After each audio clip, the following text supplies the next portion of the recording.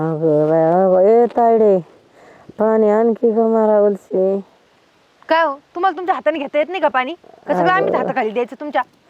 अरे देवा अगं माझं दुखत आहे अगं मला उलस पाणी दे. दुखत आहे? हा हा दुखत आहे म्हणे सारे नाटकं करायला सांगा. इथं तुमची सेवा करत बसायचं का आम्ही फिरत बसायचं? आता देवा अगं तसं नाही बाई. तसं नाही बाई, राहू द्या तुम्ही तर काही बोलूच नका गाड्या. तुमच्यामुळे आम्हाला बरं कुठं बाहेर पण जाता येत नाही. अगं शेवटचं तरी पाणी पाज. शेवटचा अजून गंटण येते ना, जावा ना हातपाय चालवा ना जरा, जाऊन घेऊन पाणी. जीव गवठण गेलाय. हा मग काय तर जीव गळाटला बाया. तोंडाचं नाव अयो काय बाई. काय बाई पाणी द्याय ना पाणी द्या हा ना बाद झालं, गं. कळलंय मला पाणी लागत म्हणे. तुझीच नाटकं झाली या बाईची तर. अरे देवा काय बाई पाणी द्यायच्या आधी वर किती कवा पाणी पाजायचे देवा. हो काय चाललंय शान काढीत होतो का ग? तुमचं? नाही म्हणत तुमच्या आईचं काय चाललंय? काय झालं? अहो काय अहो साधं पाणी सुद्धा घेता येत नाही का त्यांना त्यांच्या हाताने? अगं हातपाय दुखत असते ना तिचं, कसं जमन तिला पाणी घ्यायला उठून? नाटकं सांगा तेवढं करायला, फक्त थोडं जमतं चांगलं. नाटकं करतं का कोण? हा मग काय तर. आजाराचं नाटक असतंय का? काही कसं बोलती का तू? त्यांना 2 पावलं उतरते, बाजाच्या खाली सुद्धा उतरवता येत नाही. आता मी सगळं काम करू का? काय काय करू मी?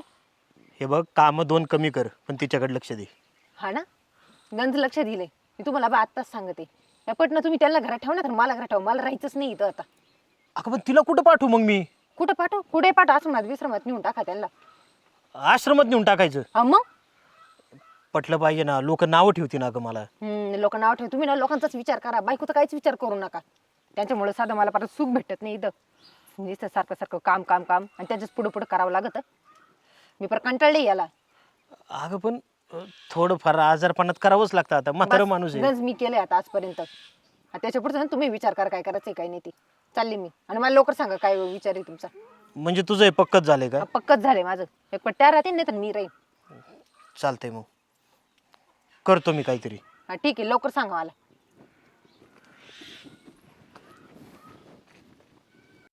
चला आवरलं ना?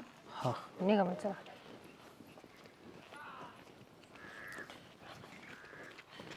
चावी गाडीलाच आहे.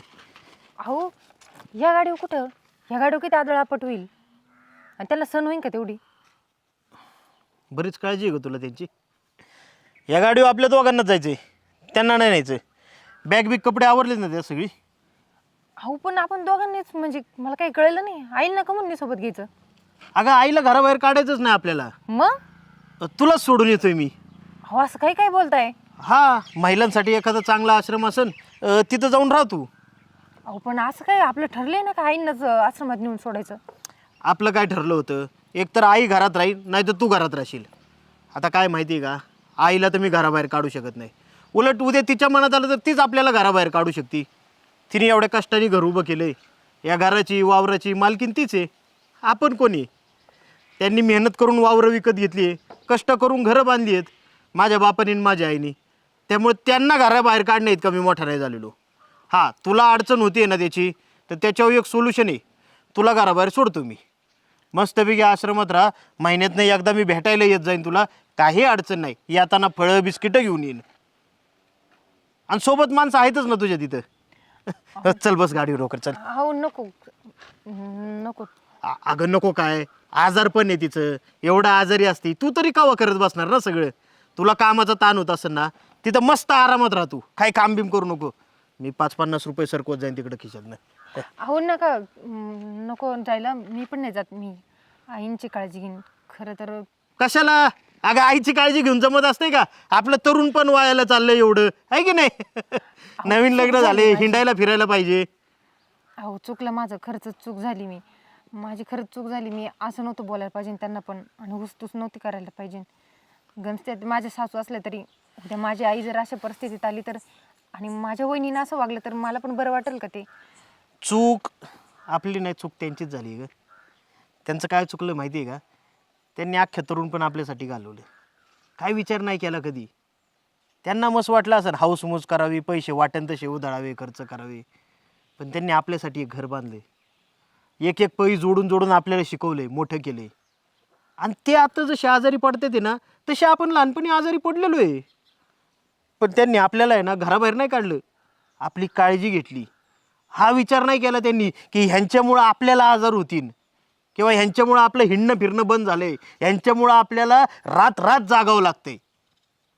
हा विचार आपल्या आईबापांनी नाही केला कधी. त्यामुळे ती आहे ना, खरंच त्यांना अक्कल नाही आहे. आपण शहाणी माणसं आहे. आपण आहे ना, तू करती तेच बरोबर आहे. चल. हो नका, ऐका ना, खरंच चुकलंय माझं. माझ्याकडून परत अशी नाही चुकणार. आणि मी खरंच आईंची खरंच काळजी घेईन आता. ही चूक आहे ना परत आयुष्यात करू नको. तुम्हाला पोरींना काय झाले तेच कळत नाही मला. अरे थोडंफार तरी लक्ष दे, त्यांच्यावर सांभाळा. काय लय मोठा खर्च नाही आहे. आणि आईबापाला आपण सांभाळणारे कोण आहे?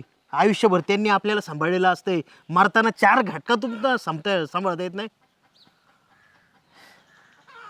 काय वाटेल त्या माऊलीला, जिला तिने लक्ष्मी म्हणून घरात आणली होती, त्या सुनेनी घराबाहेर काढलं तिला. आता तरी सुधरा. चुकलं माझं. मी आईंची पण माफी मागते. खरंच चुकलं माझं. मला खरंच माफ करा. परत अशी नाही चुकणार माझ्याकडून. परत अशी चूक करू पण नको. जा घरात.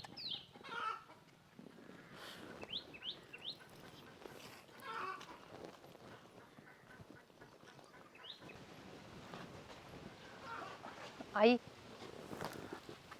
ऐका ना. का ग? अहो चुकलं माझं. मला माफ करा. कसं कोणीकडे दिवस उगावला? कसं काय झालं? अहो खरंच माझं चुकलं. हं. माझ्याकडून तर लई मोठी चूक झाली हो. आता तुलाच कळायला पाहिजे होतं बाई, कसं करावं ग? अहो मी तुम्हाला नको नको ते बोलली. तुमच्याशी खूप वाईट वागली मी. पण आता माझी खरंच मला चूक कळली.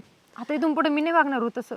बरं झालं बाया नाही वागले तर. आपल्याला सांभाळून म्हणून आणली, म्हणलं होय एका हाताचा 2 हात करा, होईना हात करणं.